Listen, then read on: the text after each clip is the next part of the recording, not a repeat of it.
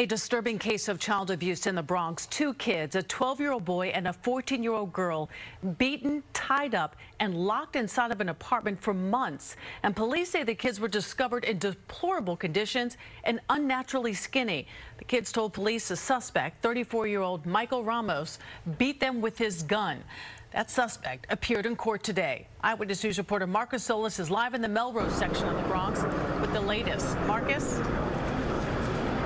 And Sade, this three-page indictment reads like a short horror story. Those two children remain hospitalized, covered in bruises, old bruises, fresh ones. And doctors say they are likely to remain in the hospital for the foreseeable future because they're so malnourished, their bodies are readjusting to taking in nutrition once again.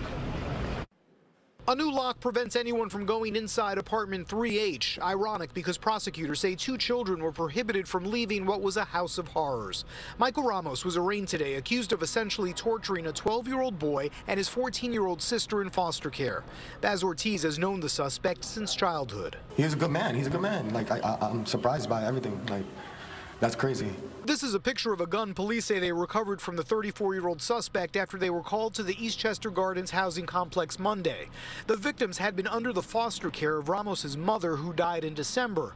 Prosecutors say the siblings were last allowed to leave the apartment in January, and in late March, Ramos allegedly began inflicting terrible abuse, including pistol whipping the kids, tying them up with electrical cord, even stabbing the girl in the face with a fork.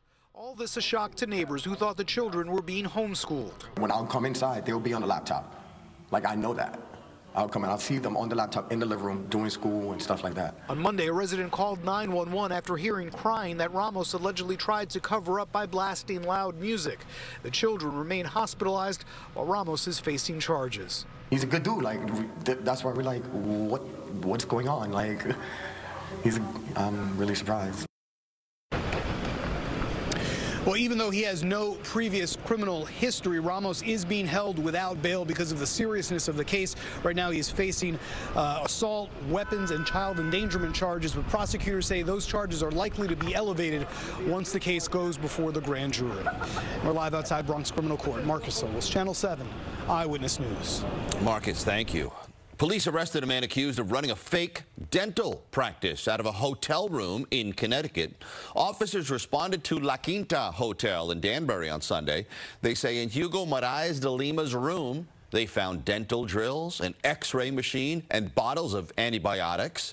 Police say as they questioned Moraes de Lima, a man came out of the room's bathroom with gauze stuffed in his mouth and said he just underwent a dental procedure. Moraes de Lima is now charged with practicing dentistry without a license.